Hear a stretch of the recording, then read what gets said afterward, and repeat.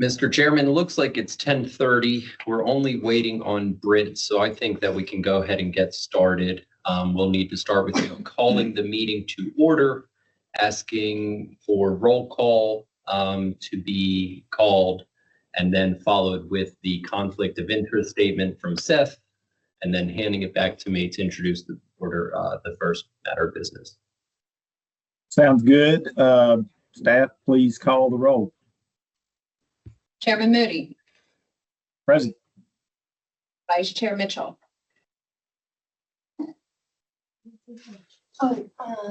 Here. Thank you. Mr. Carter, Mr. Perky, Mr. Stone, Here. Mr. Giles, Here. Mr. Smith, Here. Mr. Dye, Mr. Pelham, Here. Ms. Vanistell, Here. Mr. Hampton. Present. Chairman, you have a quorum. Thank you very much. Staff Attorney Seth, please read the ethics conflict of interest. The board was created to act for the public welfare and in furtherance of the legislature's intent that utility systems be operated as self-sufficient enterprises. Board members are not authorized to participate in the discussion of or to vote on matters involving entities in which the board member has a financial interest, with which the board member has a conflict of interest, with which the board member has a contract of employment, or if there is any appearance of impropriety. Would any board member like to be recognized before we turn it over to Ross? Ross, the meeting is yours. All right.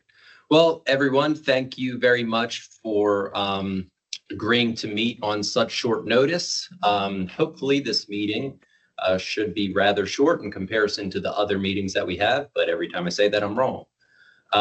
So with that being said, the only matter up for discussion today is regarding the South Fork Utility District. If y'all recall, at the previous T-Board meeting, we made extreme progress in the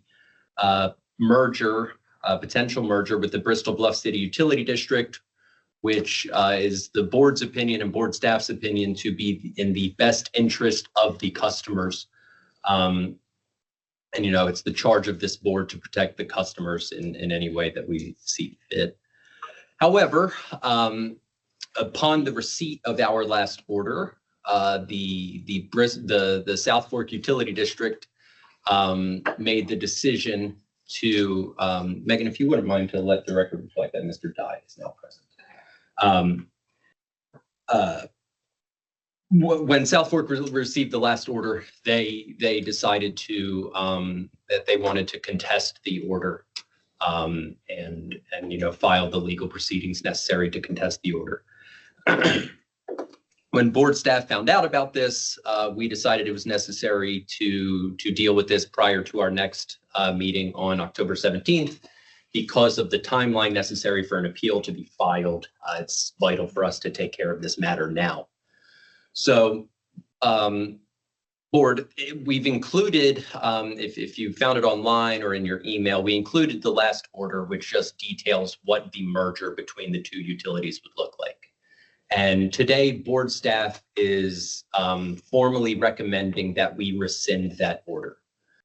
Since that order was issued, South Fork Utility District has lost its manager, Adam Hale, which board staff has grave concerns about because Adam did an incredible job at turning around the South Fork Utility District. However, this board has taken the position of offering utilities, you know, kind of the chance to turn things around before they lose their sovereignty and are forced to merge into another utility. Whenever we began this merger with the Bristol Bluff City Utility District, it was right at the onset of whenever the UMRB was given the ability to start mergers. And so it was a really rocky road to get here. And we believe that just following the board's precedent of, under usual circumstances, giving the utilities a chance to get their feet under themselves, because Adam Hale has demonstrated, given that he's not there anymore, Adam demonstrated that the utility is able to exist on its own Sure, it's our opinion that the customers will be better suited with Bristol Bluff City Utility District. However, we don't believe that the utility will necessarily fail without him. With that being said, board, if we rescind this order, it does not close the case against the South Fork Utility District. South Fork Utility District will stay under the Tennessee Board of Utility Regulation until the board takes formal action to close the case. So should the board decide today to follow through with board staff's recommendation of rescinding the order and giving South Fork some time to see what will happen after Adam's departure, the case will stay open and we will provide a great level of scrutiny into the actions of the South Fork Utility District to ensure that their future is secured and that those customers are protected. So with that being said, board, I am, as board staff, we are requesting and recommending that the board vote to rescind the order from our July meeting. And that's our recommendation, and we're happy to answer any questions or if there's any board discussion. Chairman Moody, can I ask a question of the staff, please? You are recognized. Okay, Ross, can you refresh? It's been a few years, but it was one of the reasons we started down this road because of poor managerial control and some significant questions about the ability of the board to oversee. Was this one of those original questions? That's one of my first questions. Yes. So this case originally came before us because the South Fork Utility District is a result of a merger between the South Bristol Weaver Pike Utility District or the South Holston Utility District. Regardless of the names, they were a result of two failing utilities essentially merged together. They were not doing well. And they were managed and essentially had the same staff by the same individuals. There was no reason for them to be two separate entities. Well, upon their merger, there was also a Comptroller Division of Investigations investigation into the prior management and how they were and how the utility was performing. Based upon the findings of that investigation, and the nature of one of the preceding utilities being financially distressed, this opened up the South Fork Utility District into administrative review and a financial distress case before the board. So upon us looking into everything, we started down the path of removing the commissioners at the South Fork Utility District, at which 4 of the 5 commissioners, if I recall correctly, were removed from the board. And so, yes, all of this started due to managerial deficiencies, poor oversight from the governing body, a governing body that could not act in good faith of the customers, and I stress this, and for financial distress. So my second question, then they then hired Mr. Hale, who I give credit for a major turnaround of this utility. And then here's my question. Then I noticed in the information you sent us a little while ago that there was a Mr. Josh Barrett that recommended his termination, but there was no second. Is there any information on why that occurred? I have not been provided necessarily any information that I can point to exactly. I knew that there was a very contentious relationship between Mr. Barrett, the board president at the South Fork Utility District, and General Manager Adam Hale. I don't necessarily know why there's a contentious relationship. All I can say is that they did not get along very well, which I think is indicative in the minutes. Yeah, other than that, I don't really know what to point to. Okay, thank you. Mr. Chairman, may I ask a couple of questions? You're recognized. Thank you. Ross, I guess going back to some of the comments that you made in staff's recommendation to rescind the prior order, if I understood you correctly, you said it was still staff's belief and opinion that it was in the best interest of the customers for merger but because of the perception that South Fork was no longer ailing, and Mr. Hale, who was there and is no longer there, had helped get them out of at least the financial distress. In one hand, we're saying we still feel like it's better for the customer, but because Mr. Hale had been there, was successful in at least getting financial organization put back together, the South Fork board contested the Tibor order.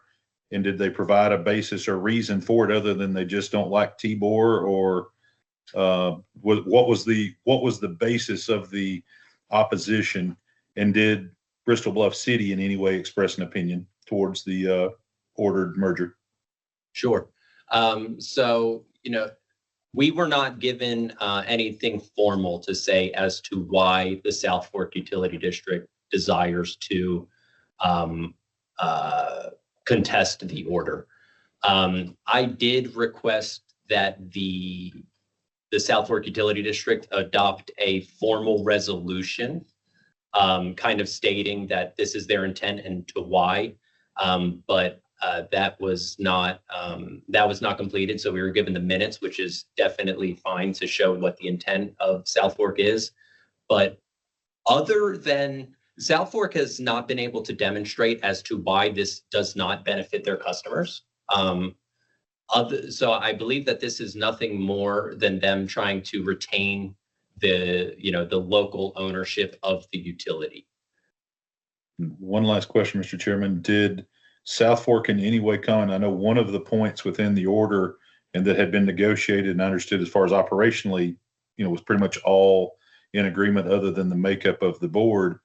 One of the points was a 5% cost savings to the customer. Does South Fork going to perpetuate that? Are they going to pass that through regardless of the merger and the customer still receive that 5% benefit, or would that be off the table if the order is rescinded? So South Fork would not be able to complete to pass a rate decrease without prior consent of the T-Board. And because that decrease was contingent on a merger, no, they would not be able to decrease their rates without our prior approval. Thank you. Those are all the questions I had, Mr. Moody. Thank you. Ross, I have a question. I think I understand that, if this board rescinds that order, the case would still be open. This staff would still monitor. We would keep our eye and make sure that they did everything they're supposed to do. But what would happen if we did not rescind the order? What would be the next step? Seth? So we're assuming at this point that South Fork would challenge this in court. Mr. Recker is online. I believe he could comment on that if we wanted him to. South Fork would have to challenge it in court within 60 days of the date the order was entered. And at that point, they would have to serve notice on the AG's office, I believe, and the AG's office would represent us in court. And if I can just offer my input real quick, there's an aphorism in law that goes, bad facts make bad law.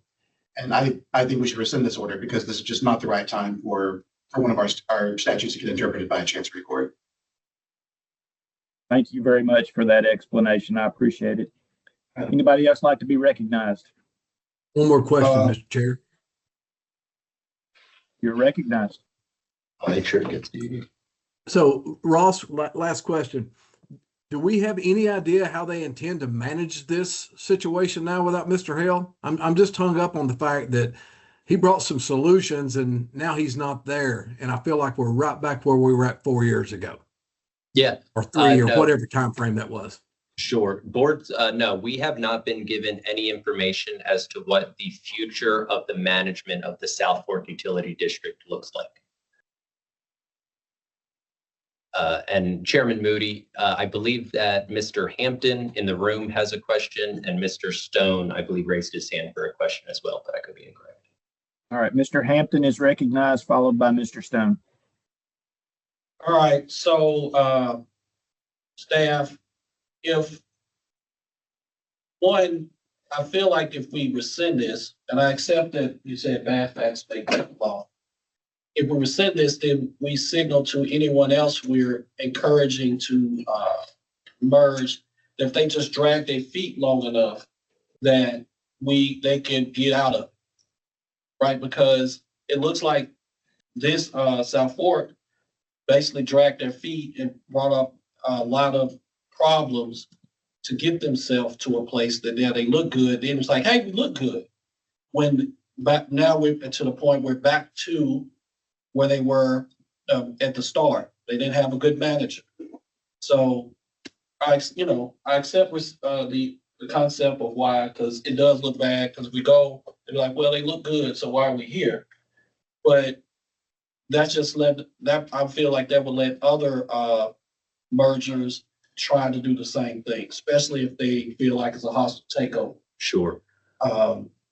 So that kind of, I'm almost against it, but I accept that it does look bad and we probably would not be successful with this because they could just say, our financials. And based on today's rules, they should be able to survive on their own. Right. And so that's why I stopped there, because it ain't not a question, more of a statement. No, But and how do we prevent this type of, I know we don't have the answers now, but we definitely need to find a way to prevent this from happening, to make the order and the merger happen sooner so they don't run around and find some money. right. So, because they can't lower their rates, and at some point they're going to get back to this same place because these are the same people in charge. So to respond to that, Mr. Hampton, so under the UMRB and then into the TBOR, while the optics of it make it appear to, they just were able to drag their feet, we let them do it, so on and so forth. A lot of it was we were operating in good faith that both parties were going to do what's in the best interest of all the customers involved. Bristol Bluff City was even requesting to let Adam come, because the thing is, South Fork was so behind on getting, a complete audit completed because the prior utilities audits weren't done. Their financials were a mess. No one could make heads or tails of everything because of the prior mismanagement of the utility. So Bristol Bluff City was requesting us, hey, can you pump the brakes on this in order for Adam to come in and really get a hold on things, so then we can understand what this merger would actually look like. South Fork echoed those comments and asking for more time to figure out, what the actual picture of the utility is, because we were dealing with a pretty new board. We were dealing with a new manager. We were dealing with records that were essentially non-existent because of the fraud and everything that was occurring beforehand. So we as board staff felt that was okay because, again, we felt that everyone was operating in good faith, that, should we land on the fact that this is in the best interest of the customers, that both utilities would say, you know what, this makes sense. Everyone benefits here.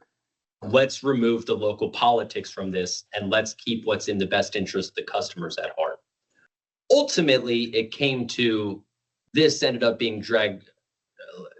This went on for a little too long. And so now South Fork stands on, yes, now we're financially fine, so leave us alone. So I understand what your hesitation is with that, Mr. Hampton, but I think that this was a unique scenario and it was something in which we learned we are willing to be flexible and give someone time, but it can't be an indefinite amount of time. And so when we look to mergers that we've looked at that were currently in front of us, we may not have completely ordered them, such as with Spencer or what's going on with Petersburg or with the Leoma Utility District. We're willing to be flexible, but we're not just giving everyone, well, you keep figuring it out. We'll get to you eventually. And unfortunately, that's kind of the way that it unfolded with the South Fork Utility District. Does that respond to your concerns? Yes, but I want to, I don't want anyone on the staff feel like I thought that we dragged our feet. So I don't want it to feel like that we were dragging our feet.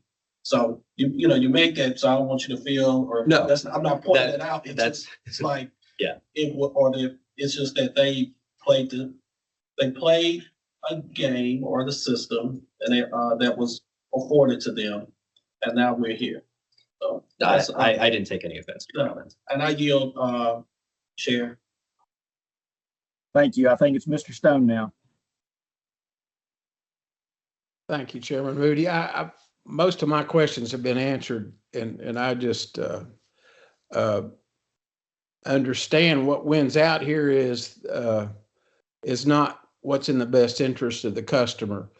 And it's a sad moment because I think we all share the ideal that integrity towards the customer and what's in the best interest of the public is the only reason that any of us are serving. And unfortunately, because of the laws not tweaked like it should, that can't be the course that we should take today. And I know this decision is not one that's been suggested lightly. So, I didn't need to make a statement, but all my questions had been answered by the other previous members speaking. So thank you. Thank you. Would anybody else like to be recognized? The last thing that I would like to point out, Mr. Moody, because I said it at the beginning of my comments, but just because if this board votes to rescind the order, it does not mean that the South Fork Utility District, that any pressure is off them. Again, we will scrutinize their decisions and how they operate. And, we very well could be right back at this juncture before who knows how long. So I don't want South Fork to think that they're out of the woods, because they need to continue to operate soundly and in the best interest of their customers. And I challenge them to really take public service into account of all their decisions. Chair Moody, I got one more question. You are recognized. So we rescind this. I know we have a meeting next week. Are they on next week's agenda? So as of now, we don't have, we don't even have that agenda completely pulled together yet. But if after the meeting or if during this meeting, y'all feel it's necessary to discuss them again, we can, but at this time, we don't have any intention of putting them on the agenda for next week or week after. And so since we discussed them this time, and they will be on the next scheduled meeting, Which would be in December. Yeah, okay. All right, just want to make sure that they know when the next time we're going to talk about them. So that will give them some time to provide the staff and the board whatever additional information that you're needing, so that we can be presented us and we can make further actions from there. And so that's a good point that I would like to add in with the recommendation.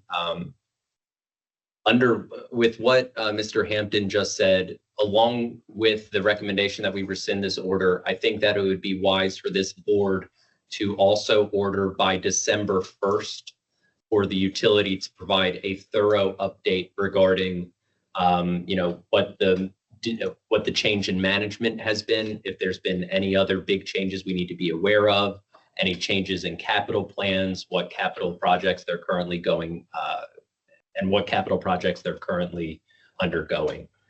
So that way, come the December meeting, we can give y'all a snapshot of what South Fork looks like then. Chairman Moody, another question to Ross, please. You are recognized, Mr. Giles.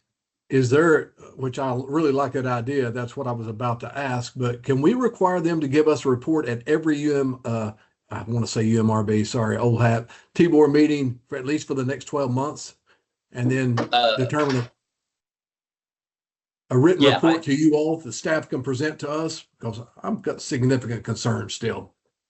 So no, there's no problem with that. What I would suggest for that, Mr. Giles, is if we would make that to where by March 1st, June 1st, September 1st, December 1st, until December 1st of 2026, they have to provide us quarterly updates. Works for me. Seth, you're recognized. The meeting we're in right now is a special call meeting. special called meeting has to list the topic for the meeting, and then it's limited to that topic. So our topic, the agenda, the notice of the meeting said that the agenda is limited to the pending merger between the South Fork Utility District and the Bristol Bluff City Utility District. And we put in that it may include any other business these districts have before the board. I would still rather we keep any order we issue today to be rather limited. And if there's going to be anything longer ranging, I would feel better about it if we save that till our next meeting. So do you want us to not order the updates until the next meeting? I would appreciate that. Okay, so with what, and I mean, we're meeting in 2 weeks, just over 2 weeks anyway, so I'm fine with us not including that as part of the board recommendation today. And we'll make sure South Fork is on the next agenda to ask for quarterly updates. Looks like Anthony has a question there, Mr. Moody. Anthony, you are recognized. Anthony, you're muted. You're good. Thank you.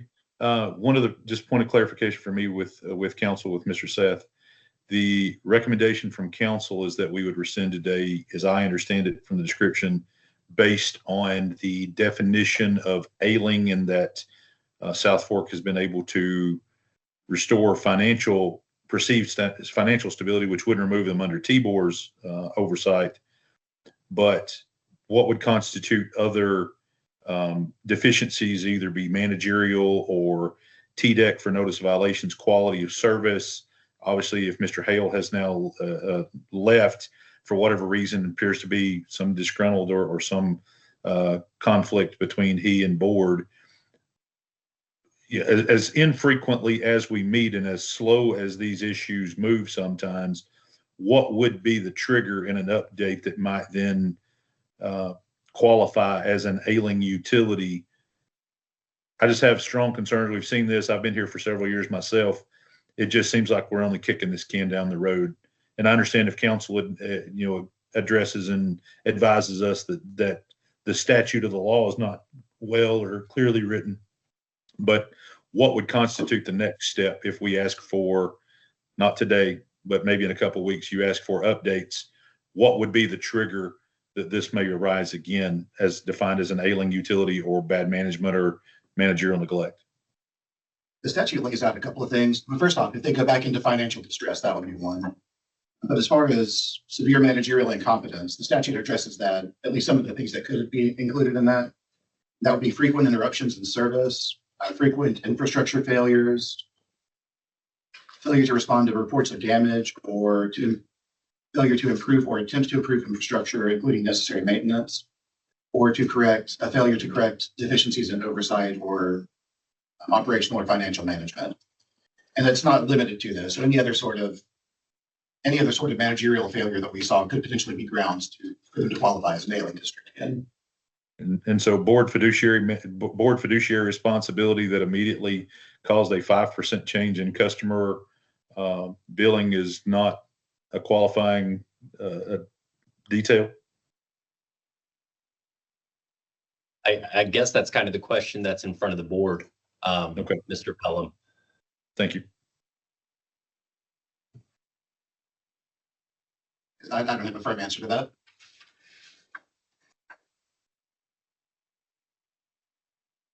Do we have any further questions or any further discussion? Any final thoughts, Ross? No, just to close, right now, the recommendation that is in front of the board is that we rescind the order against the South Fork Utility District from our July meeting. I'll make The that chairman. motion. I second. All right, we have a motion from Ms. Vanisdale in a second. Was that from Mr. Stone? Mr. Hampton. Mr. Hampton, to rescind the order for the merger from the last meeting. Is there any discussion? We will need a roll call vote on this, Mr. Moody. All right, I will ask staff to call the roll. Chairman Moody, Aye. Vice Chair Mitchell. Aye. Mr. Stone, Aye. Mr. Giles, Nay. Mr. Smith, Aye. Mr. Pelham, Nay.